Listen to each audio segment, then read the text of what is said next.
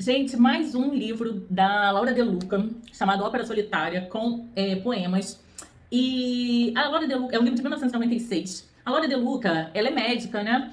E eu achei assim, eu achei essa informação quando eu vi, eu falei assim, nossa, que interessante, né? Uma pessoa com uma alma assim tão sensível, né? Fazendo medicina.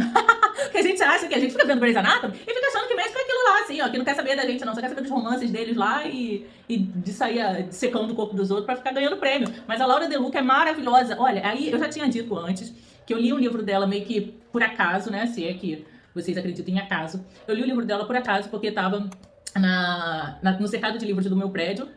E depois disso, eu fiz um vídeo falando que eu gostei muito e ela acabou entrando em contato comigo. E aí ela me enviou 6 livros dela, eu já tinha dito também sobre isso, e um deles é esse, Ópera Solitária. E olha o que eu faço, gente, olha aqui. Esses daqui, ó, foram os meus poemas favoritos, destacadinhos aqui. E eu vou ler um desses poemas pra vocês, um só. Vou tentar ler o mais curtinho aqui, ó. Página 22, chamado Nuances. É um dos muitos que eu gostei, né? Dá pra ver aqui. Olha só, gente, eu lendo poesia. Sem lábios para fugir ou desejar, antes nunca estivera com os olhos no concreto, o dia a dia, o pão, marido e infantes. Mal sabia que estava o riso tão perto. Me fogem os versos quando não fujo, por ironia e quando vazia. Paixões e poesias são meu remendo. Se fosse completa, talvez a vida nos fugiria. Por que se extingue se nunca é plena? Não entendo. Gente, por que a vida acaba se ela nunca é plena, né? É pra se pensar. É uma coisa que eu falo, cara, se fosse completa, talvez a vida nos fugiria. Eu fico achando, eu tive uma experiência em 2019 que me impactou bastante. Uma pessoa que eu conhecia de muitos anos, uma senhora maravilhosa. Eu conhecia de muitos anos, ela ficou internada e eu fui visitá-la no hospital por 2 vezes. E na segunda vez que eu estive lá com ela, eu passei o tempo inteiro de visita com ela e eu conversei bastante, né? E, de repente, eu fui percebendo que eu fui falando algumas coisas, assim, de futuro, de quando ela saísse do hospital, pra ela, de quem sabe ela fosse ver os bisnetos e tal, e ela virou e falou assim, não, eu já não tenho mais essa esperança, não, eu acho que não vai acontecer. E eu lembro que aí, quando eu saí do hospital, eu entrei em contato com o filho dela, e falei assim, olha, eu achei estranho conversar com a sua mãe dessa vez, porque ela tava falando muito, assim, sem perspectiva de futuro, como se tivesse chegado ao final, sabe?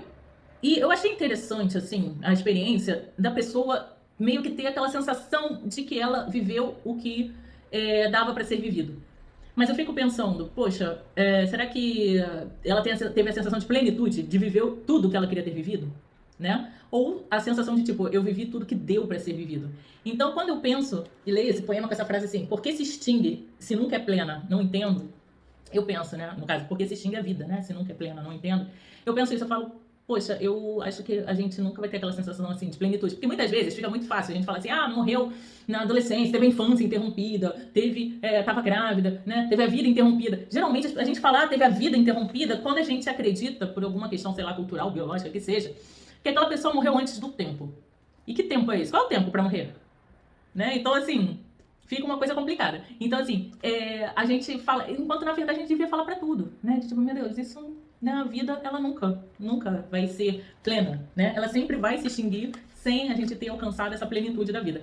Eu penso que a gente pode buscar satisfação, mas entre satisfação e plenitude, né? Pelo menos no meu conceito, no meu entendimento, são coisas diferentes. De qualquer forma, são vários poemas maravilhosos. Eu recomendo esse livro, tá? Se você, talvez, quem sabe, ler esse livro, tenha outros poemas maravilhosos, aí deixa aí nos comentários aí, diz, Júlia, qual foi os poemas que você achou maravilhosos? Esses foram os que eu achei maravilhosos. E aí a gente pode até conversar sobre isso. Enfim, recomendadíssimo, Ópera Solitária, de Laura De Luca.